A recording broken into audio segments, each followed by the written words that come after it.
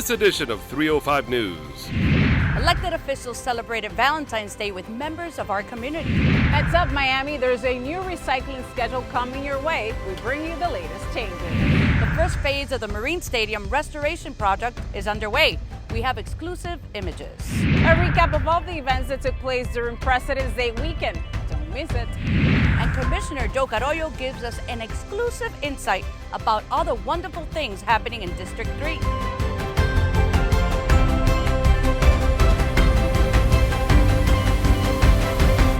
Hello, everyone, and welcome once again to 305 News. I'm Victoria Sosa. And I'm Kenya Fayad, coming to you from Maximo Gomez Park in Little Havana, better known as to locals as Domino Park, where later we will have an exclusive sit-down interview with District 3 Commissioner Carollo. But for now, we want to take this opportunity to congratulate City of Miami Building Director Asael Marrero, who has been appointed to the Board of Florida Building Commission by Florida Governor Ron DeSantis. Marrero brings over 20 years of experience in the building industry to this role. In his current position as building director for the City of Miami, Marrero is responsible for ensuring the safety and compliance of all building projects in the Magic City.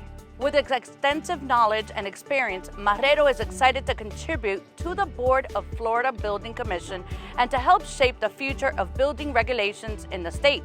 Congrats, Ace! We're so excited for him. And now we go on to District 1, where Commissioner Alex Diaz de la Portilla joined forces with Mayor Francis Suarez to bring Florida licensing on wheels.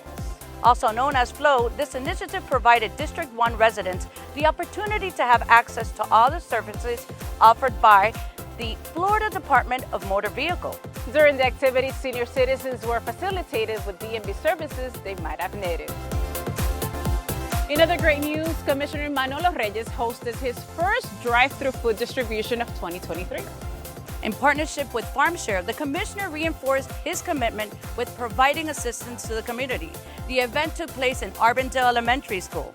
Before we go on a small break, let's hear what some residents had to say about this initiative.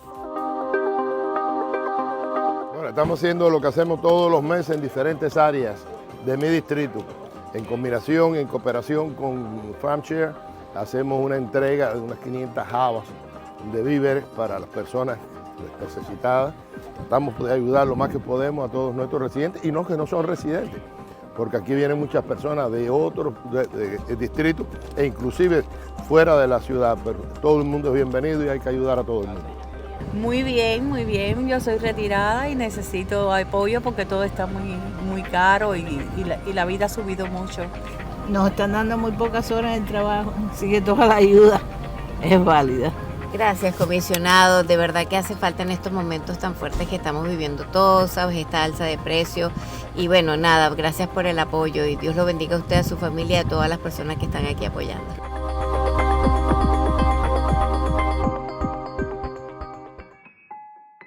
Get ready for a big change. The City of Miami is rolling out a new recycling schedule starting March 2023. We have transitioned to a new system, which means your waste and recycling pickups both fall on the same day, either the first and third or the second and fourth weeks. In order to make sure that everyone can effectively participate in our new recycling program, we kindly ask that you place your carts 5 feet apart from each other and away from any obstacles so our collectors can easily pick them up. We understand it is difficult to adjust to changes, so the Department of Solid Waste Management is here to answer all your questions related to restructuring. We will be delighted to provide you with any required information. Remember, either the first and third or the second and fourth weeks. So please check the dates, mark your calendars, and get ready for the new recycling schedule starting March 2023. Plan ahead and make waste management simpler with the City of Miami.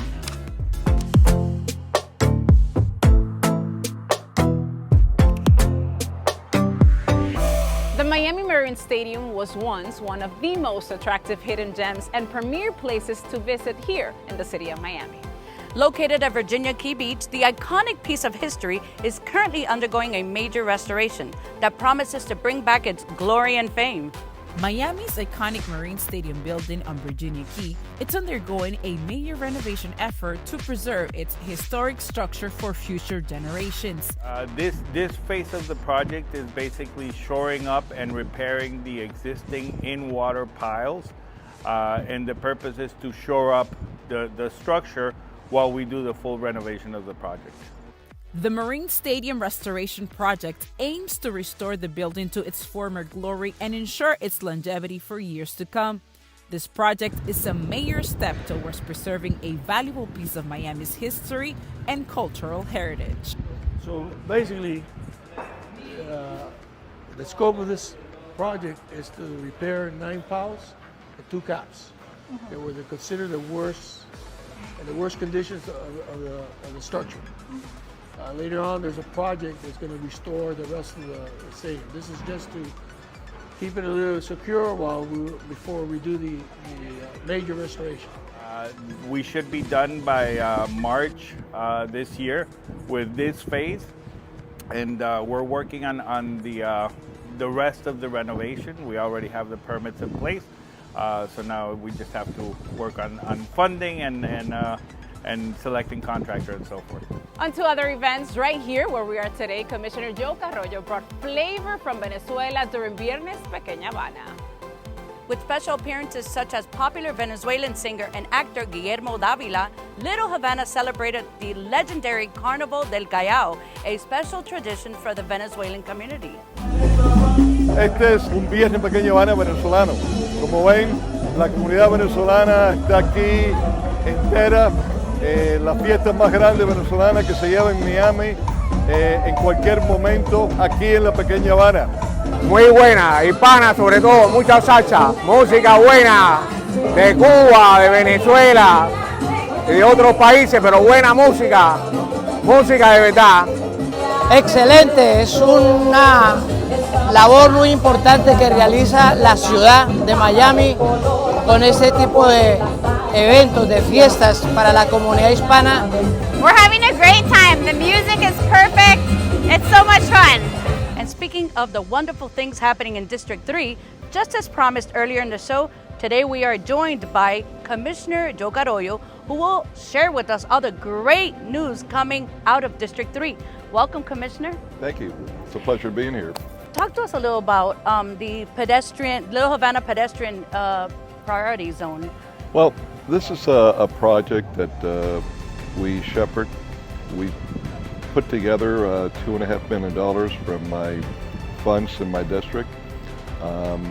Senator Ileana Garcia was able to help us get $3 million additional from the state for a total of $5.5 million. And the money is going to be used to improve all of the crosswalks in our schools, in the district, in our main parks. We slow down the traffic, we protect our children and everyone else that lives here.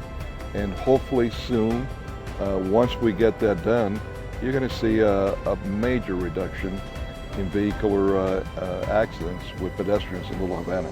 So that's a great initiative. So we're here in the iconic Tower Theater.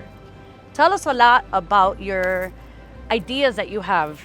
Tell us about what you have in plans for the future. I know that there's a lot. There's something special that you're doing to the entrance there. Can you talk to me about it? Well, indeed, the Tower Theater is one of those jewels that Miami has that many don't realize is here.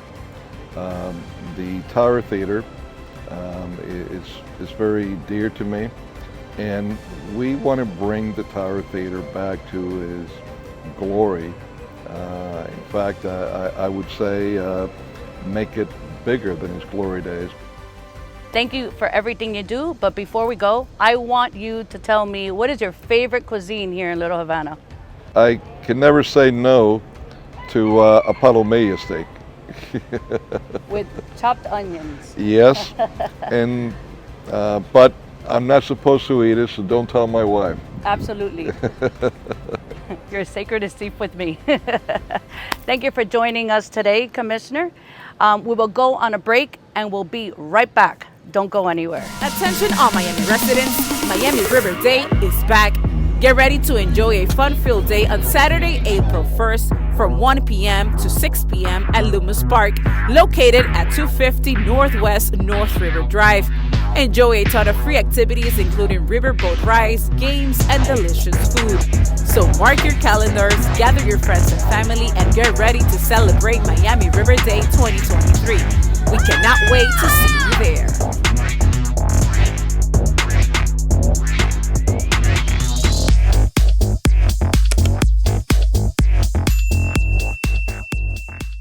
And we're back with some of the events that took place throughout our city during Valentine's Day. Let's start off with a brunch hosted by Mayor Francis Suarez and the city's First Lady, Gloria Suarez.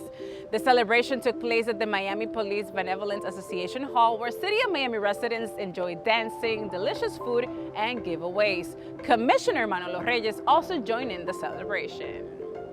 And speaking of Commissioner Reyes, another very special event was held at Smather Senior Center, where a group of District 4 residents gathered to enjoy an unforgettable evening. Hosted by Commissioner Reyes, this dinner was one of the Valentine's Day festivities organized by District 4 in celebration of the special occasion with the fellow community members.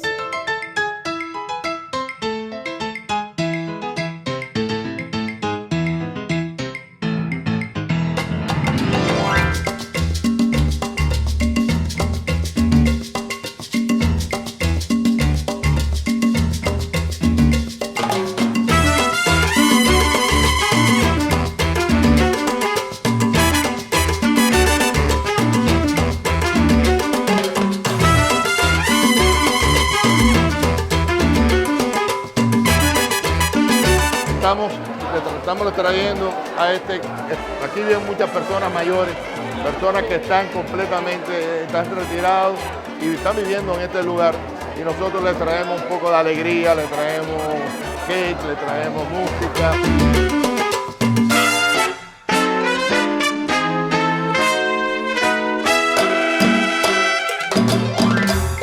Y además, pues le traemos unos certificados de compra que rifamos de 20, 30, 50 dólares para darle una pequeña ayuda, porque como ustedes bien saben, todas estas personas viven de un sueldo fijo, un salario fijo que es su retiro, y los retiros muchas veces son ínfimos, y nosotros hacemos todo lo posible por tratar de darle una ayuda para que puedan alimentarse, para que puedan tener cualquier cosa que ellos quieran obtener.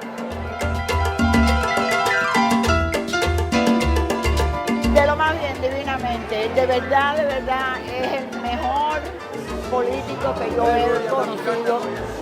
Este señor siempre en las madres, en los padres, en San Giving, en todo tiempo él está ahí atendiéndonos a nosotros.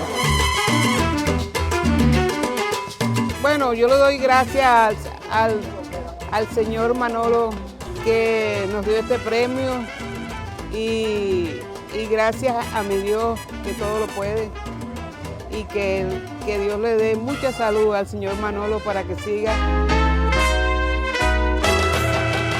Moving on, we want to show you some images from the naming of Lightbourne Place in honor of Miami pioneer Alexander C. Lightbourne.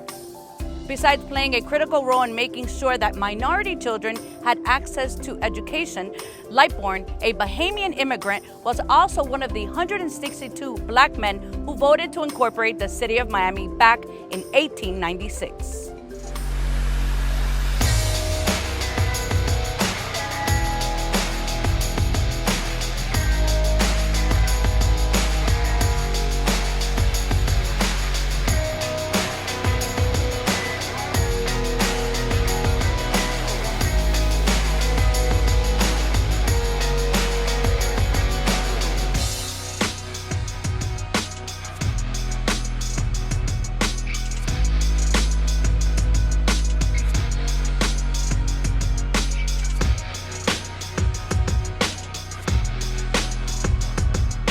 Exciting to be here today to see the descendants of A.C. Lightbourne, one of the incorporators of the original charter for the city of Miami. I first heard about A.C. Lightbourne in 1974 when I was working at the Historical Museum of Southern Florida. The history of A.C. Lightburn is fascinating, the kinds of things that he did and how he was able to make a speech and felt comfortable, evidently, in the presence of black and whites for the city's birth, July 28, 1896. It's a very exciting time, and this is a story of truth that we will share with all of the children.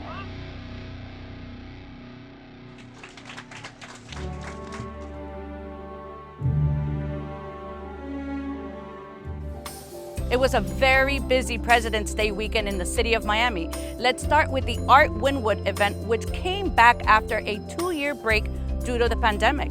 The event featured a diverse range of art forms, including paintings, sculptures, photography, and mixed media, and attracted art enthusiasts, collectors, and curators from all over the globe. Another much anticipated event that took place during President's Day weekend was the annual Miami International Boat Show. The premier event was held at the Miami Beach Convention Center, as well as throughout 5 other venues on Biscayne Bay, featuring the latest technology, design, and trends in the boating industry. In addition to the exhibit halls, the show offered live music, food vendors, and other activities for boat enthusiasts. And to top it all off, the Coconut Grove Arts Festival celebrated its 59th edition, highlighting the vibrant and diverse arts in our city. The festival featured over 300 artists from around the world, showcasing a wide variety of mediums, including painting, sculpture, photography, and much more. It also offered live music performances, food, and a fun, family-friendly atmosphere. Here at the Arts Festival to spend time together and look at the beautiful art the city has to offer. I live in Broward, live up in Coral Springs area. Came down to Coconut Grove to hang out for the day. I think the melting pot of everyone here coming together, it's awesome, and everyone having fun. This is one of the best ones, especially in Coconut Grove, such a historical place.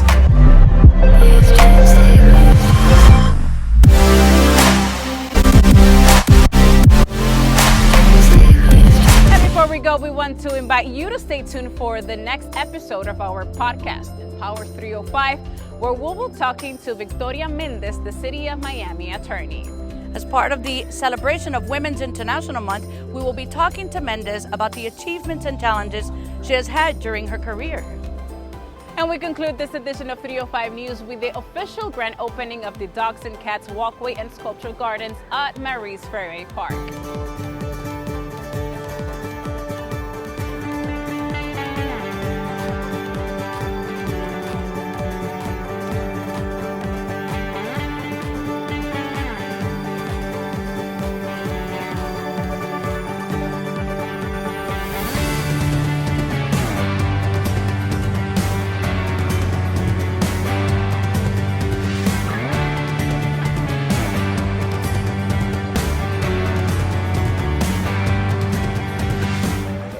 Like you've seen in many of the sculptures that we have tremendous talent in Miami, but it's not known. Commissioner, what you have done here is set a standard for what we as a public should expect from public agencies in the way that they conceive of and dream of a portal for us to enjoy our public assets. So you have a tremendous ecosystem here and a lot of dog lovers, and I think that was the brilliance of this, right? You made this beautiful project. You tapped into something that was so incredibly emotional that we're also connected to. Eso es para que mi nieto traiga a su hijo. Y así, mira, eso lo hizo mi abuelo, eso lo hizo mi bisabuelo. Oye, soy un rico, soy un hombre rico. Ahí no me voy a morir. Thanks for watching this episode of 305 News, and remember to follow, share, like, and subscribe. See you next time.